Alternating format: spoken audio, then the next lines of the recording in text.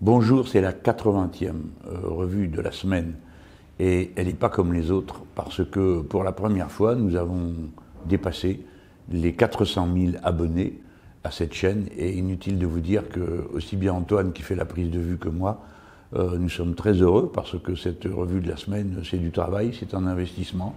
Nous, on y croit, on est conscient des limites de cet exercice et de son caractère parfois un peu décalé, on va dire. Bon, allez, générique.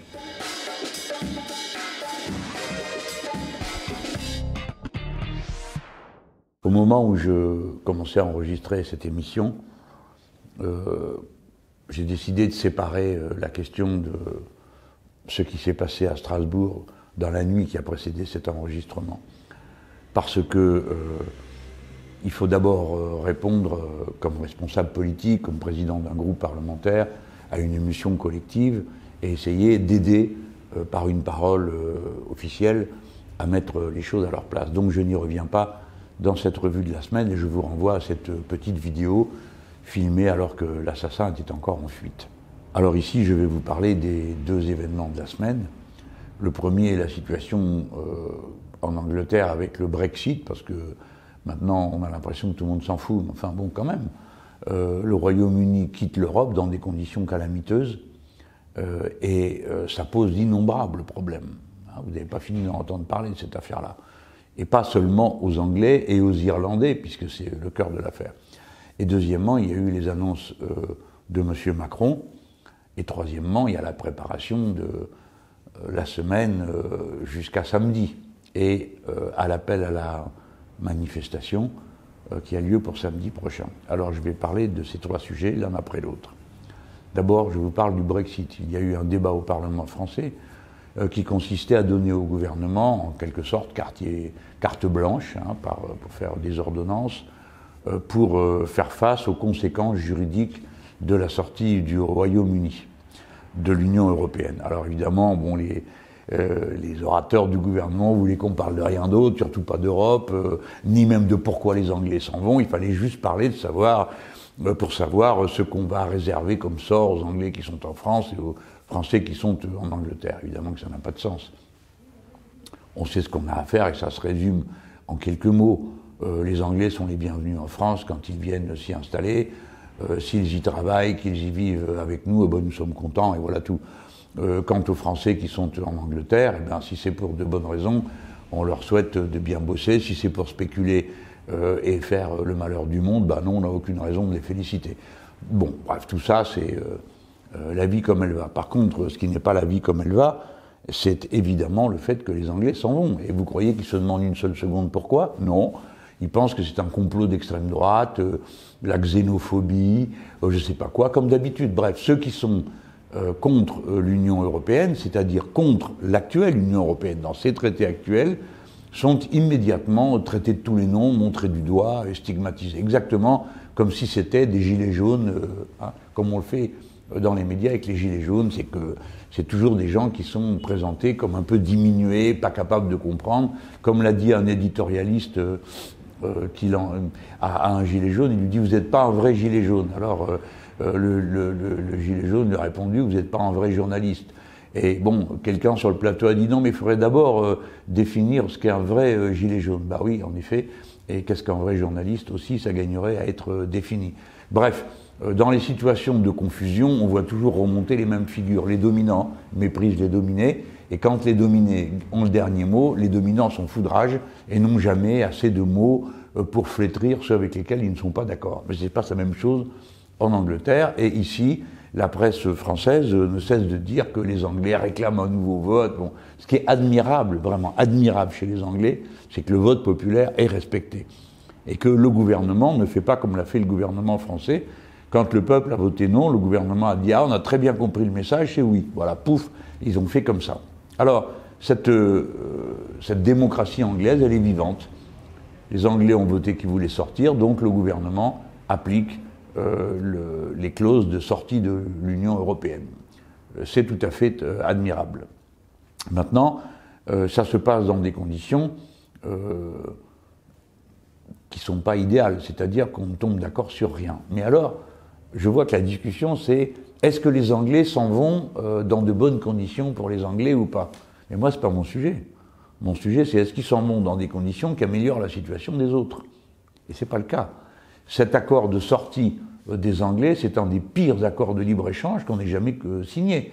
Parce qu'on propose aux Anglais d'accéder au marché unique comme ils veulent, et non seulement comme ils veulent, mais si par hasard il y a un litige, eh bien on créera les tribunaux d'arbitrage privés contre lesquels on s'est battu dans l'accord de libre-échange avec le Canada, ou l'accord de libre-échange avec les Japonais, ou l'accord de libre-échange avec les États-Unis. Donc ça veut dire qu'il suffit à une entreprise qui aura un litige avec un État européen d'avoir un siège transféré à Londres pour pouvoir recourir contre un État quelconque de l'Union européenne par un tribunal d'arbitrage qui, comme vous le savez, n'a rien à voir avec la justice, ni non plus avec l'arbitrage, puisque c'est toujours le plus fort qui gagne, c'est-à-dire l'entreprise. Vous avez bien compris qu'un tribunal d'arbitrage, on appelle ça tribunal, mais en réalité, il y a d'un côté des personnes, juges et avocats qui sont désignés, des fois ils changent de rôle, hein. Un coup ils sont avocats, l'autre coup ils sont juges, qui sont agréés par les deux parties, tu parles, c'est-à-dire qu'ils sont pris dans un panel de gens disponibles pour ça, et ce tribunal décide qui a raison de l'État ou de l'entreprise, c'est-à-dire qui a raison d'une entreprise ou de millions de personnes qui se sont donné une juridiction dans leur pays. Et si une entreprise décide que ce qui a été décidé dans un pays est contraire à ses intérêts, elle peut obtenir réparation. Bref, tout ça, c'est ce qu'on est en train de signer avec les Anglais. Donc le Royaume-Uni serait l'espèce de hub des marchandises et des mauvais coups des entreprises sur l'Europe. Donc c'est un très mauvais accord. Hein. C'est un très mauvais accord qui est proposé là et que les Européens veulent signer avec les Anglais. Je dis les Européens pour parler des États membres de l'Union européenne, car naturellement, les Anglais ne cessent pas d'être européens seulement parce qu'ils sortent de l'Union européenne, et c'est bien que tout le monde le réalise. Ensuite, il y a une deuxième question qui est préoccupante, c'est que, comme vous le savez, il y a un bout de l'Irlande qui est membre du Royaume-Uni, et l'autre qui ne l'est pas, qui est un État indépendant, qui est la République irlandaise.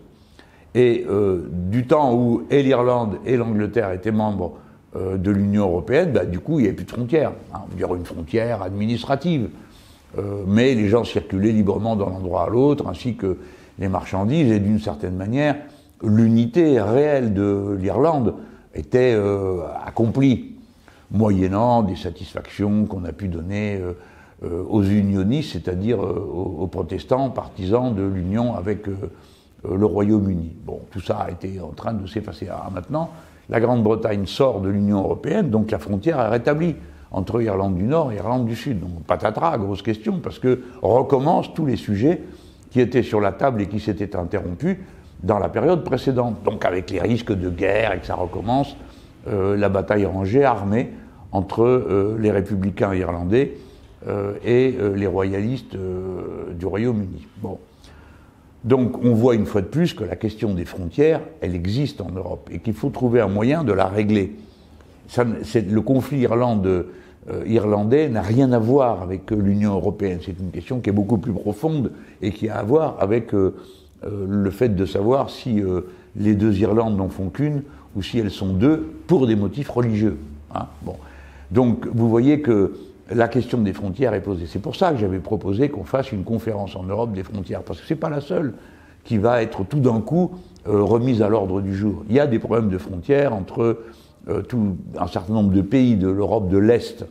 Il y a des problèmes de frontières dans nos régions. On l'a vu récemment quand il a été question de l'indépendance de la Catalogne. Quoi qu'on pense de cette question de l'indépendance de la Catalogne, de toute façon, on voit qu'on aurait eu à nouveau un problème de frontières.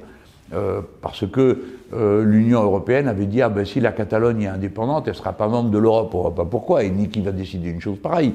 Puisque quand l'Allemagne de l'Est a été rattachée à l'Allemagne de l'Ouest, personne n'a dit ces gens-là, on doit d'abord voter pour savoir s'ils ont le droit de rentrer en Europe ou pas. Vous voyez, la question des frontières, c'est évidemment une question très très très délicate. Et il vaut mieux avoir des endroits où on en discute que de laisser les situations aller à pourrir, parce que ça se termine toujours par des guerres. Bon, par définition, l'objet des guerres, c'est les frontières. Hein, la plupart du temps, et même dans la quasi-totalité des cas.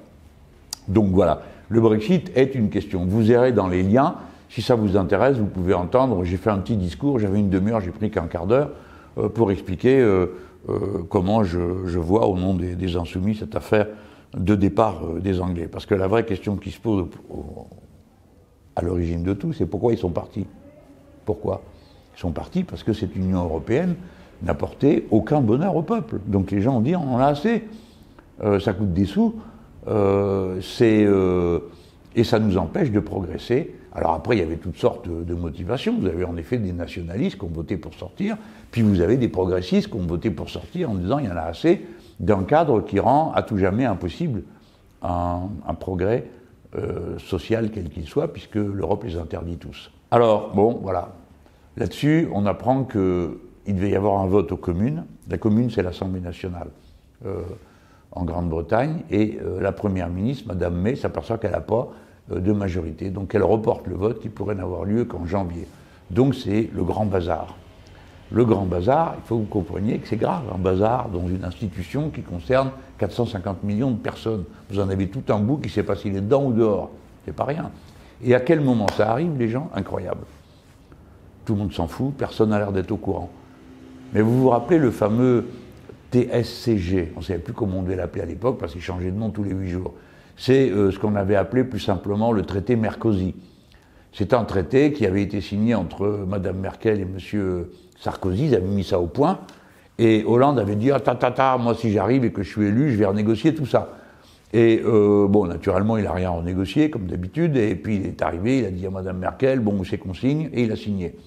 Et c'est un traité qui a instauré des règles terribles de surveillance budgétaire sur les budgets des nations, qui a resserré les taux, qui vise à faire de toutes les économies européennes et de tous les États européens des États qui sont soumis à une même doctrine idéologique fumeuse, l'ordolibéralisme, c'est-à-dire le libéralisme le plus violent, qui sépare l'économie de la politique et qui dit l'économie a ses propres règles et vous autres, les citoyens, ne vous en mêlez pas. Bon, il y avait ce traité, on a assez protesté contre, dit que c'était une honte, qu'il l'ait quand même signé alors que il avait dit qu'il le renégocierait, etc., etc. Bon, alors maintenant, je vous fais une révélation. Encore une fois, je suis stupéfait que tout le monde s'en foute et que personne n'en parle.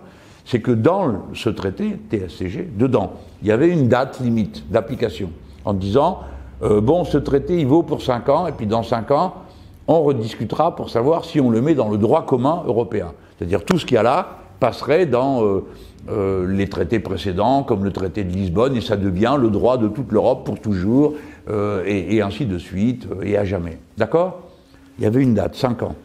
Donc on aurait dû en discuter avant janvier 2018. Et avant janvier 2018, personne n'a parlé de rien.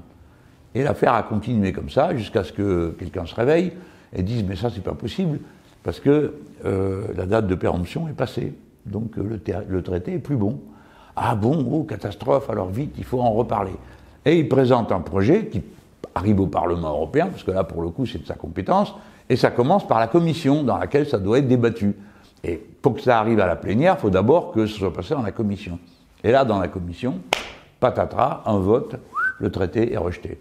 C'est-à-dire que les gens disent non, non, on ne passera pas ça dans le droit commun, non, non, on n'est pas d'accord. Résultat, ça ne peut pas aller en plénière, donc tout est bloqué. Autrement dit, le traité central, depuis 2012, qui organise la vie de l'Union européenne, ne vaut plus rien. Et qu'est-ce qui se passe? Rien.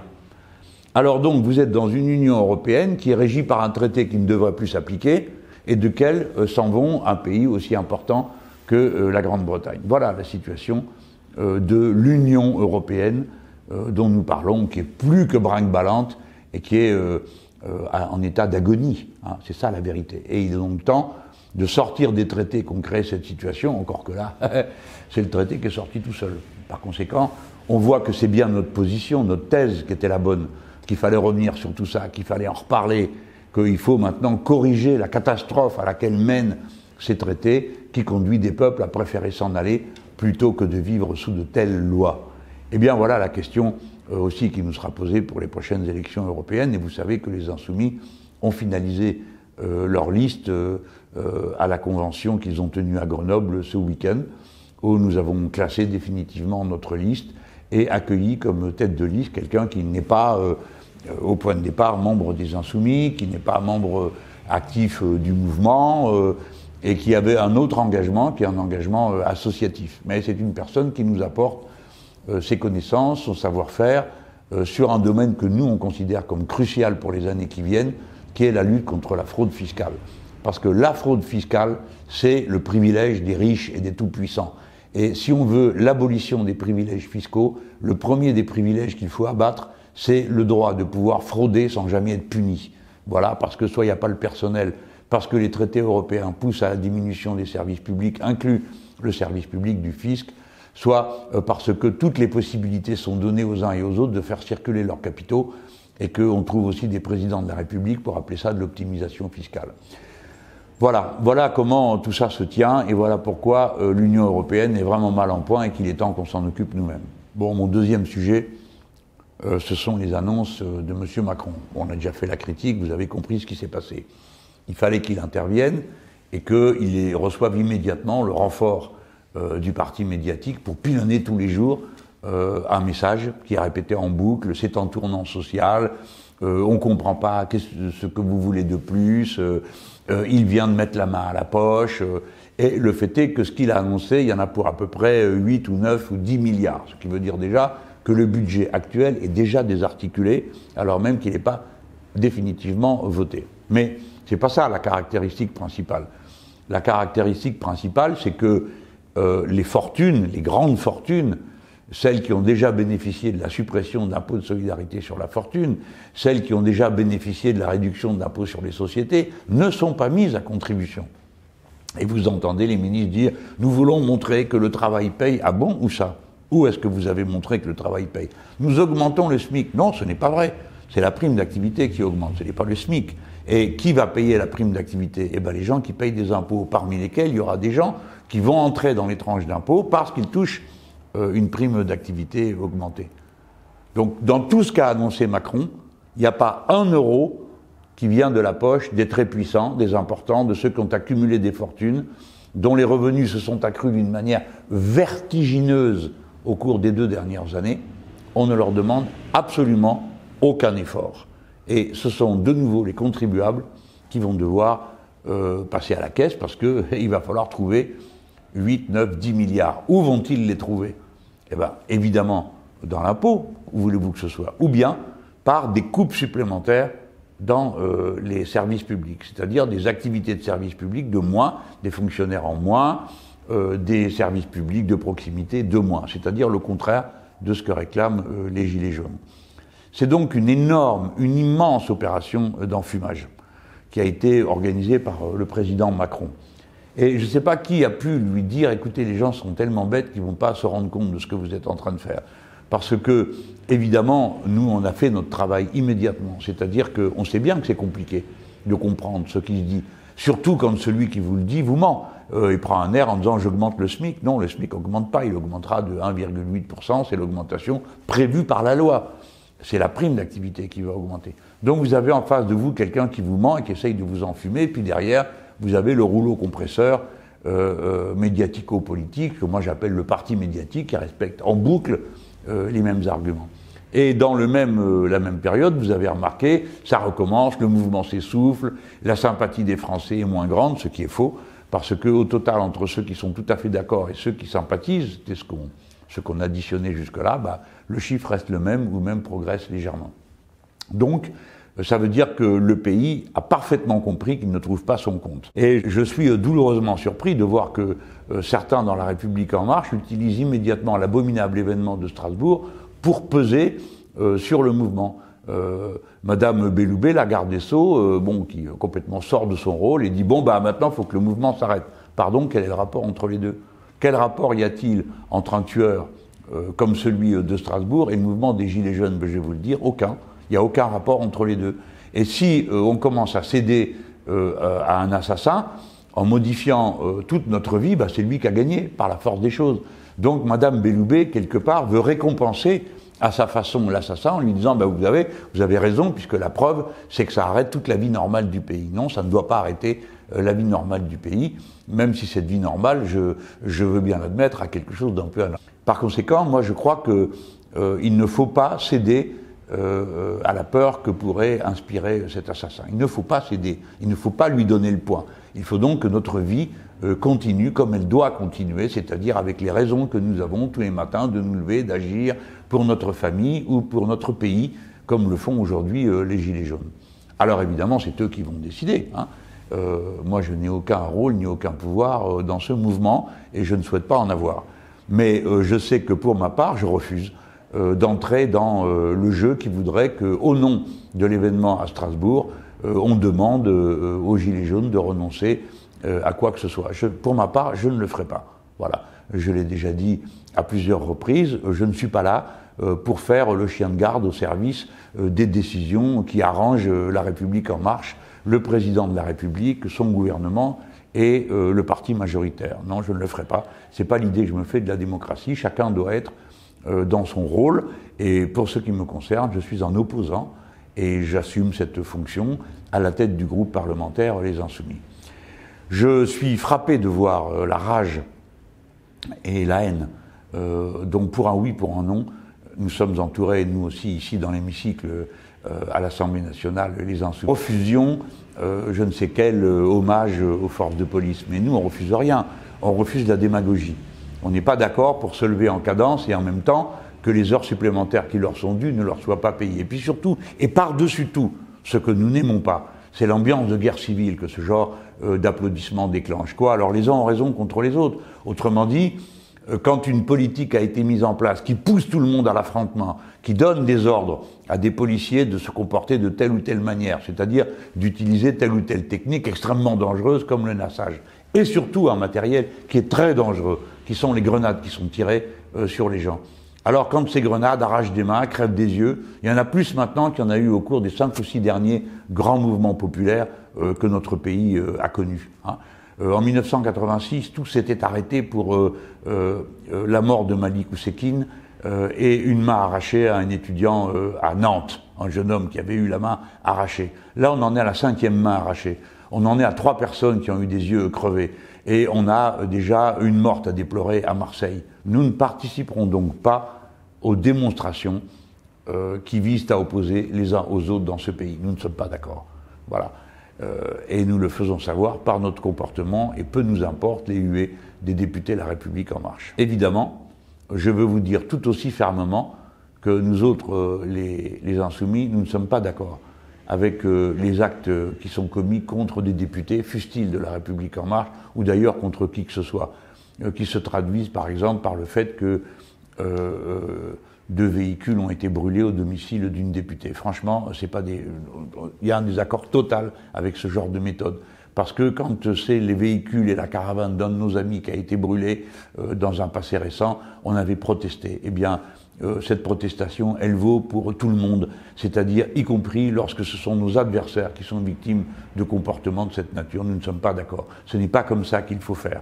Tout ce qui nous conduit à parasiter l'action sociale par des méthodes qui débouchent sur une escalade de violence, c'est pas une bonne idée. Et je le dis pour des raisons qui ne sont pas seulement morales, même si les raisons morales comptent dans cette affaire, mais pour des raisons de stratégie et de tactique. Avec des méthodes comme ça, on s'isole et on fractionne le mouvement. Je voulais vous le dire avec la même franchise que je viens de dire à l'instant, qu'il y a aussi des mises en garde auxquelles nous ne participerons pas. Bon, allez, c'est assez pour cette fois-ci. Si ça vous a plu, vous mettez des pouces bleus. Si vous voulez avoir des nouvelles à intervalles réguliers, ben vous pouvez vous abonner, c'est gratuit.